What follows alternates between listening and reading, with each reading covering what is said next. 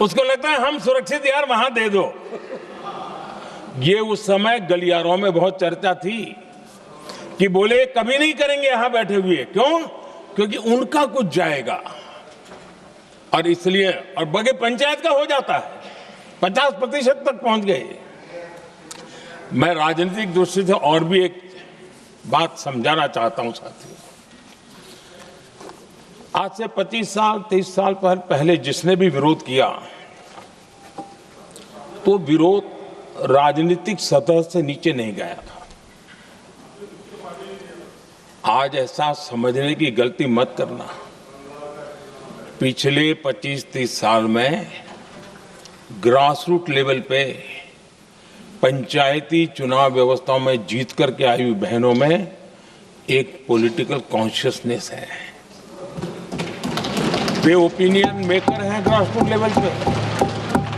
30 साल पहले वो शांत रहती थी, बोलती नहीं थी, समझती थी, बोलती नहीं थी।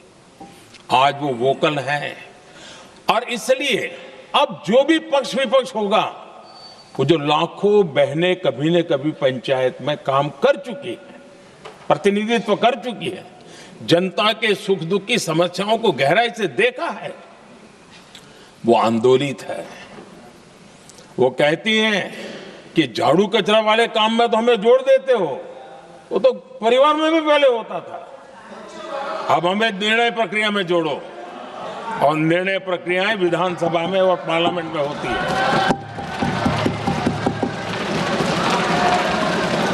और इसलिए मैं राजनीतिक जीवन में जो लोग प्रगति चाहते, मैं किसी भी सांसद की बात करता हूं, किसी भी एमएलए की बात करता हूं, ये दल वो दल की बात मैं नहीं कर रहा हूं। जो भी राजनीतिक जीवन में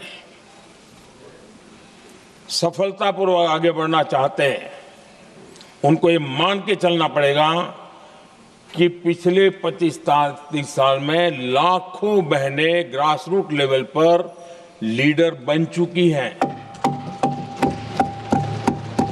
अब उनके अंदर सिर्फ यहां 33% का नहीं, वहां भी वो आपके फैसलों को प्रभावित करने वाली है। और इसलिए जो आज विरोध करेंगे, उसको लंबे समय तक कीमत चुकानी पड़ेगी। लंबे समय तक कीमत चुकानी पड़ेगी। और इसलिए राजनीतिक समझदारी भी इसी में है कि हम ग्रास रूट लेवल पर महिलाओं की जो पॉलिटिकल लीडरशिप खड़ी हुई है, उसको आपने अब कंसीडर करना पड़ेगा। यहां मैंने सुना हमारे मुलायम सिंह जी थे, तब से एक विषय चला रहे हैं, उनके परिवार वाले पे भी चला रहे हैं। आप देश की बहनों पर भरोसा करो ना, उनकी समझदारी पर भरोसा करो।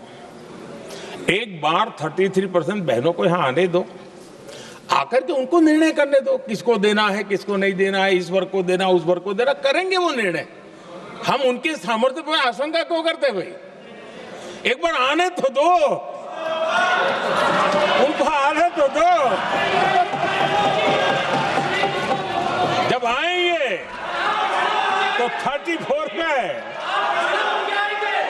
और दूसरा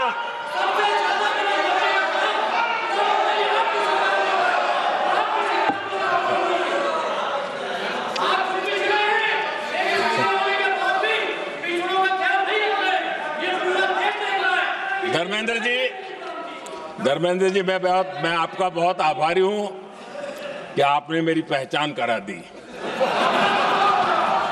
ये बात सही है, मैं अति पिछड़े समाज से आता हूं।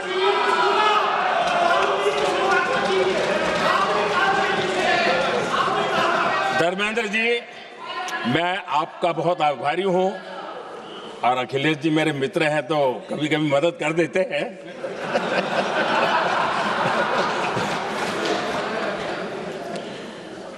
ये बात सही है कि मैं अति पिछड़े समाज से आता हूं, लेकिन मेरा दायित्व समाज के सबको साथ लेके चलने का है, और यही मेरे संविधान ने मुझे यही रास्ता दिखाया है।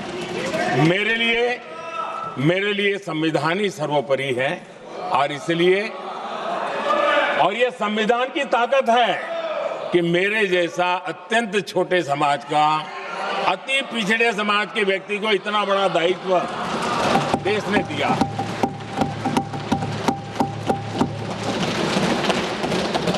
और इसलिए मैं तो देशवासियों का ऋणी हूं और मैं तो संविधान निर्माताओं का ऋणी हूं कि जिसके कारण आज मैं यहां हूं। लेकिन आदरणीय अध्यक्ष जी, पिछड़ी जाति का स्वीकार कर रहे हैं, लेकिन हम पिछड़ी जातियों के साथ अन्याय न करें, इतना निवेदन है। आदरणीय अध्यक्ष जी, आज जीवन के हर क्षेत्र में हम देखें कि नारी शक्ति देश के गौरव को बढ़ाने वाले परचम लहराने में कहीं पीछे नहीं है जी। हम गर्व कर सकें इस प्रकार से जीवन के अलग अलग क्षेत्रों में आज हमारी माताएं बहनें बहुत बड़ा योगदान, हमारी बेटियां तो कमाल कर रही हैं जीवन के हर क्षेत्र में।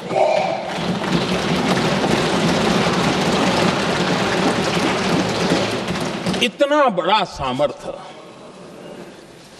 उसको हम हिस्सेदारी से रोकने के लिए क्यों इतनी ताकत खपा रहे हैं जी? उनके जुड़ने से सामर्थ्य बढ़ने वाला है। और इसलिए मैं आज अपील करने आया हूं आपके पास कि इसको राजनीति के तराजू से मत तोलिए। ये राष्ट्रहित का निर्णय है।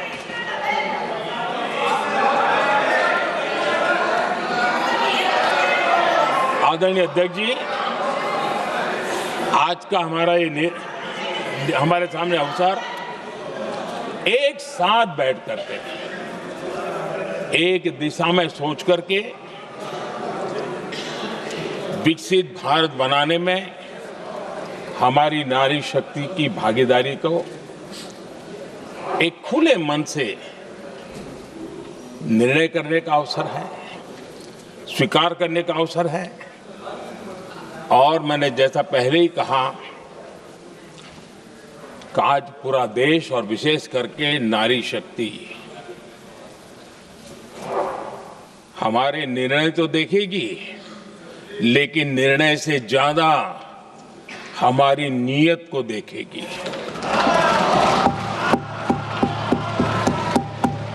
और इसलिए हमारी नीयत की खोट देश की नारी शक्ति कभी माफ नहीं करेगी।